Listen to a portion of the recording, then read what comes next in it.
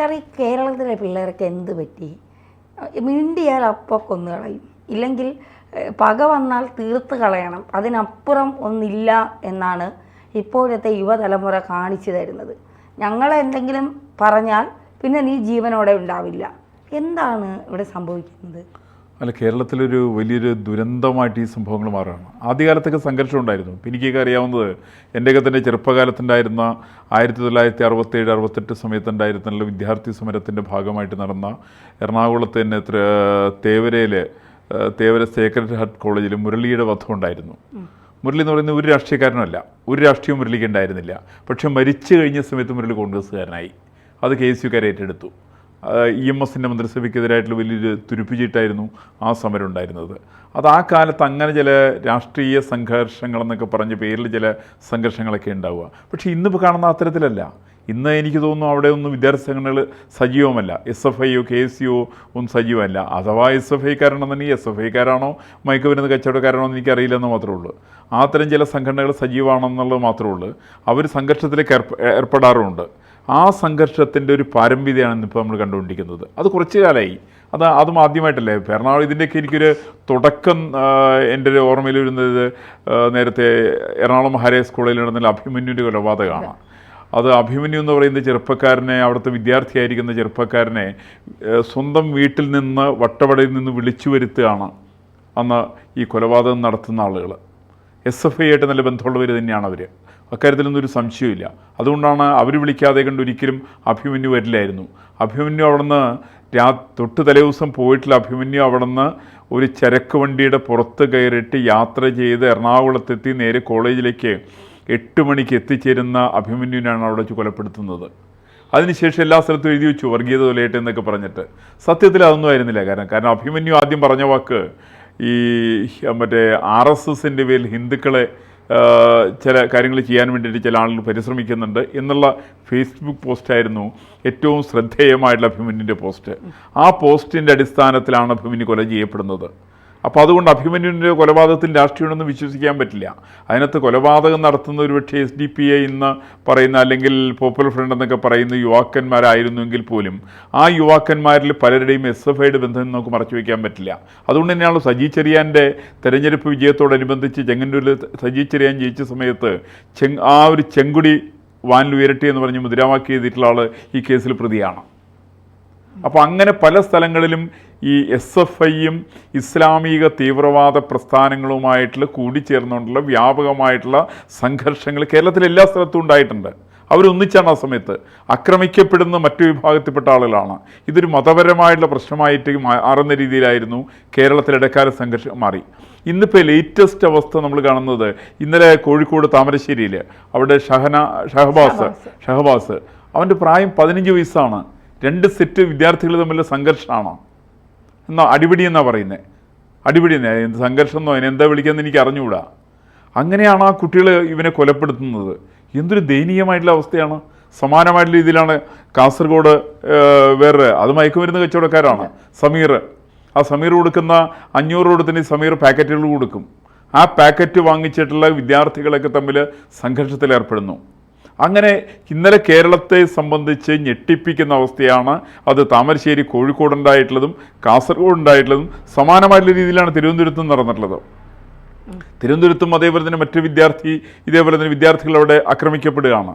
അപ്പം അങ്ങനെ ഈ വിദ്യാർത്ഥികളും രക്ഷകർത്താക്കളും അല്ലെങ്കിൽ അധ്യാപകരെയൊക്കെ തമ്മിലുള്ള ആ ബന്ധം കേരളത്തിൽ വളരെ ശിഥിലമാണ്. ഇന്ന് നല്ലൊരു ആത്മബന്ധം അവർ തമ്മിലില്ല. ഒരു സമയത്ത് വിദ്യാർത്ഥികളും അധ്യാപകരും തമ്മിൽ എന്തൊക്കെ പറഞ്ഞാലും നല്ല ബന്ധം ഉണ്ടായിരുന്നത്. ഇവിടെ എറണാകുളത്തൊക്കെ നമുക്ക് ധാരാളമായിട്ട് അറിയാം. അധ്യാപകർ അന്ന് എണ്ണപ്പെട്ട അധ്യാപകരായിരുന്ന ആളുകൾ ആ ഒരു വിദ്യാർത്ഥികളുമായിട്ട് അവർ ഒന്നിച്ച് യാത്ര ചെയ്യും. നല്ല ബന്ധങ്ങൾ അവർക്ക് വിദ്യാർത്ഥികളായിട്ടുണ്ടായിരുന്നു.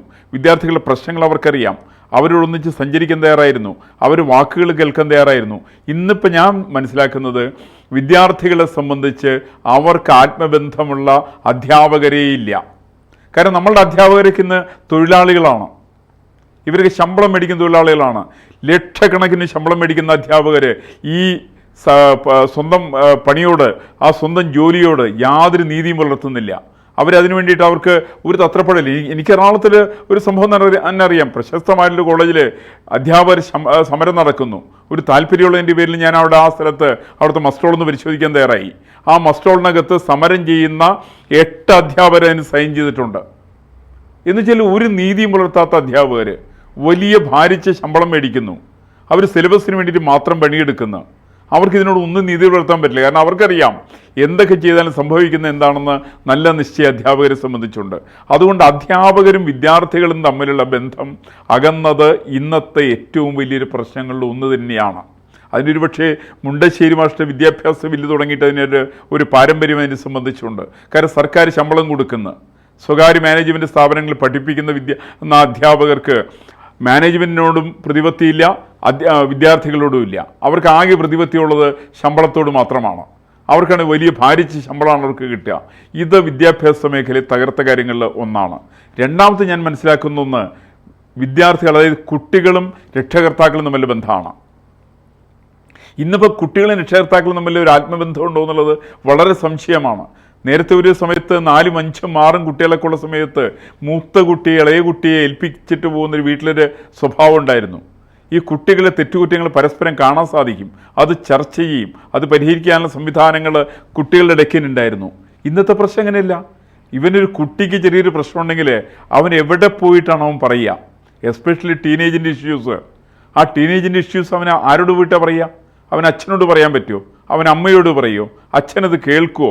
അമ്മ അത് കേൾക്കുമോ? ആരാണ് അവൻ്റെ പ്രശ്നങ്ങൾ കേൾക്കുക? അങ്ങനെ ആരും പ്രശ്നങ്ങൾ കേൾക്കാത്ത ഒരു യുവതലമുറയാണെന്ന് കേരളത്തെ സംബന്ധിച്ചുള്ളത്.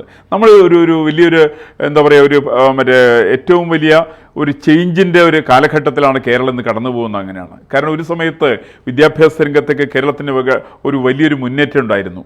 ആ മുന്നേറ്റത്തിന് ഇന്നിപ്പോൾ ഒരു ചെറിയൊരു ഉലച്ചിൽ തട്ടിയിട്ടുണ്ട്. ആ ഉലച്ചിൽ തട്ടിയ സമയത്ത് വിദ്യാർത്ഥികളുടെ പോലും ഇന്നിപ്പോൾ അവർക്കൊരു കോൺഫിഡൻസ് ഇല്ല, ഒരു ആത്മവിശ്വാസമില്ല. ആത്മവിശ്വാസമില്ലാത്ത വിദ്യാർത്ഥികളും അതേപോലെ തന്നെ അസംതൃപ്തരായിരിക്കുന്ന അധ്യാപകരും അതേപോലെ തന്നെ ഒന്നിനോടും ഒരു പ്രതിപത്തി കാണിക്കാത്ത രക്ഷകർത്താക്കളൊക്കെയാണ് ഇന്നിപ്പോൾ ജീവിച്ചുകൊണ്ടിരിക്കുന്നത്. അതുകൊണ്ട് തന്നെയാണ് എനിക്കിപ്പോൾ എല്ലാ സ്ഥലത്തുള്ള നമ്മൾ കൊലപാതകങ്ങളുടെ ചരിത്രങ്ങൾ നമ്മൾ പരിശോധിക്കുന്ന സമയത്ത് അതിനകത്തൊക്കെ ഇവർക്കൊക്കെ പങ്കുണ്ട്. അധ്യാപകർക്ക് പങ്കുണ്ട്, ഇതിനകത്ത് വിദ്യാർത്ഥികൾക്ക് പങ്കുണ്ട്, ഇതിനകത്ത് അവർ രക്ഷകർത്താക്കൾക്ക് പങ്കുണ്ട്. ഈ രക്ഷകർത്താക്കൾ അതിന് കൈ കഴിയിട്ട് കാര്യമൊന്നുമില്ല.